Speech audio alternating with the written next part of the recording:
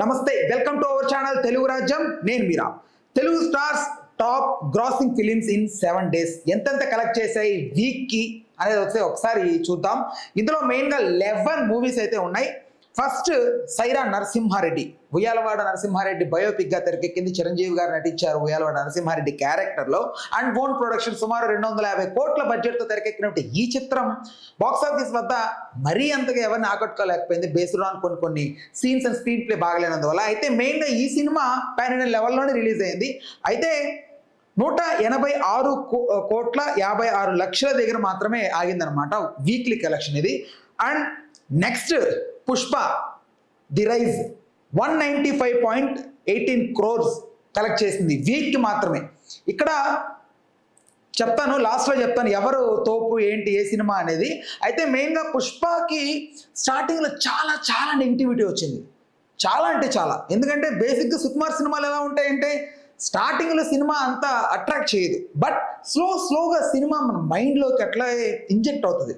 Like Anirudh music లాగా same Sukumar కూడా అంతే. ఆయన సినిమాలు చూసిన వెంటనే బ్లాక్ బాస్టర్ చించేసే పొడి చేసే అని అనిపించకపోయినా స్లోగా ఆ సినిమా అనేది మనకు దాని గురించి ఆ ఫ్లేవర్ అనేది మనం వదిలిపెట్టదు అనమాట. And next Baahubali the beginning సుమారు 200 కోట్లకు పైగా తెరకెక్కింది. అయితే సినిమా మెయిన్గా ఇది వీక్లీ కలెక్షన్ వచ్చి 220 కోట్ల 60 లక్షలు. సో దీని రెవెన్యూ అనమాట, వీక్లీ రెవెన్యూ.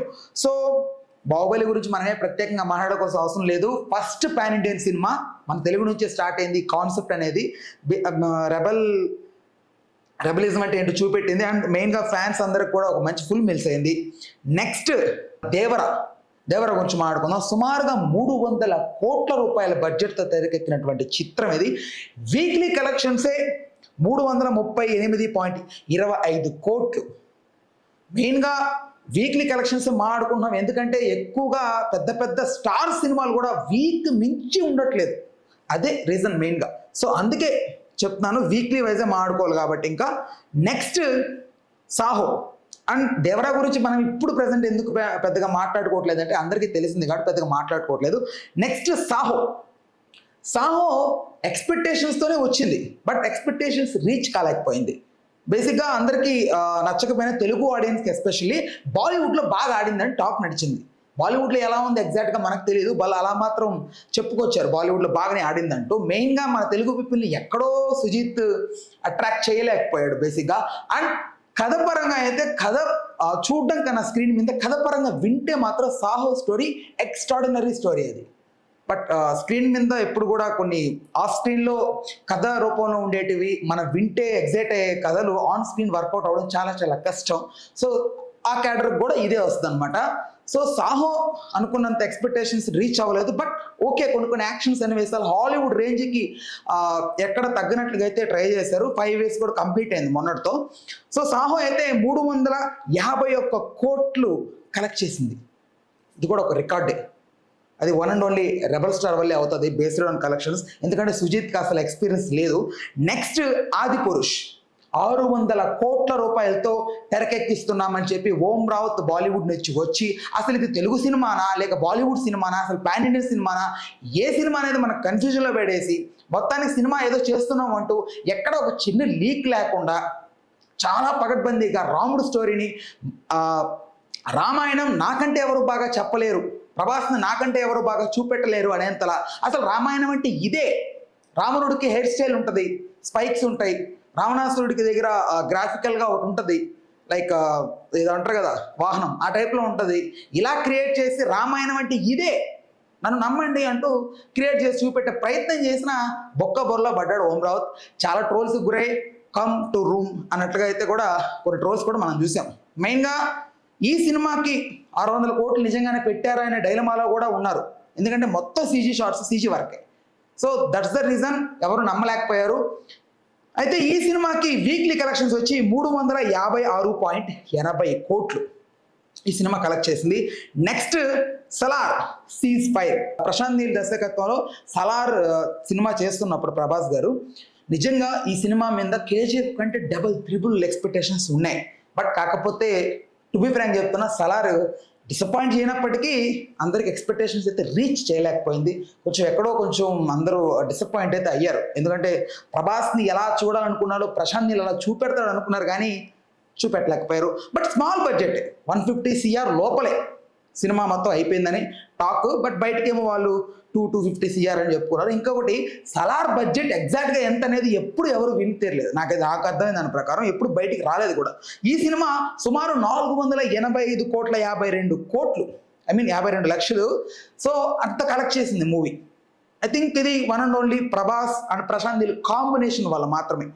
నెక్స్ట్ కల్కి 2898 AD.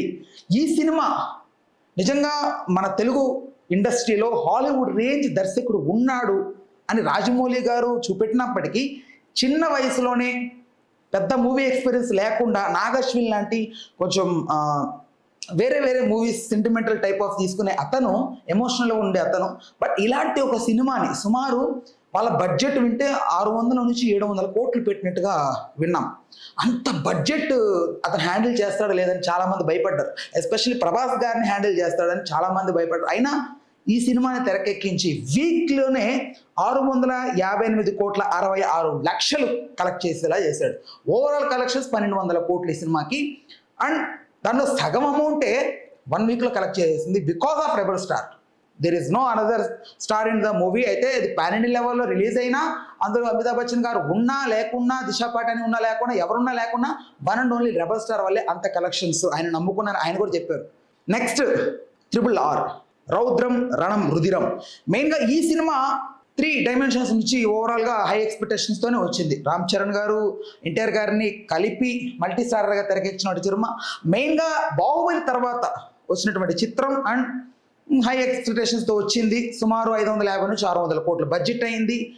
సో ఆ ఎక్స్పెక్టేషన్స్తో ఇది వీక్లీ కలెక్షన్ 709.22 లక్షలు దీని కలెక్షన్ వీక్లీ. ఓవరాల్గా 1100 కోట్లు దీని కలెక్షను. దీంట్లో 1 వీక్కే ఇంత కలెక్ట్ చేసిందంటే గ్రేట్ మూవీ. అయితే next last one Baahubali the conclusion second part.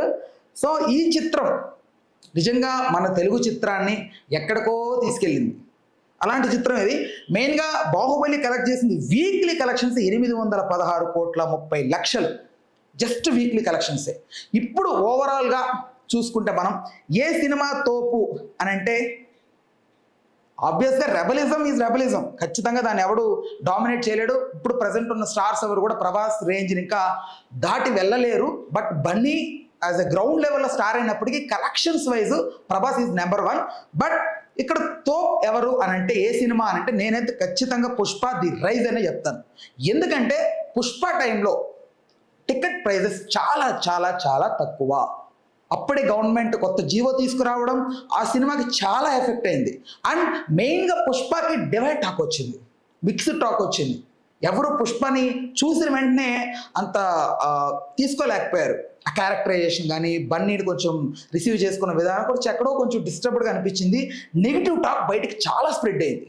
But స్లోగా మనం ఎందాక అనుకున్నట్టుగానే సుకుమార్ సినిమాలు ఎప్పుడు కూడా స్టార్టింగ్లో ఫస్ట్ షో చూసినా లేకపోతే ఫస్ట్ షో చూసినా కూడా ఎవరికి అంత అనిపించదు. సెకండ్ టైం మూవీకి వెళ్ళినప్పుడే ఆ సినిమాలోకి మనం వెళ్ళిపోతాం, ఆ ప్రపంచంలోకి మనం తీసుకెళ్ళిపోతాడు. అది సుకుమార్ స్పెషాలిటీ అనమాట.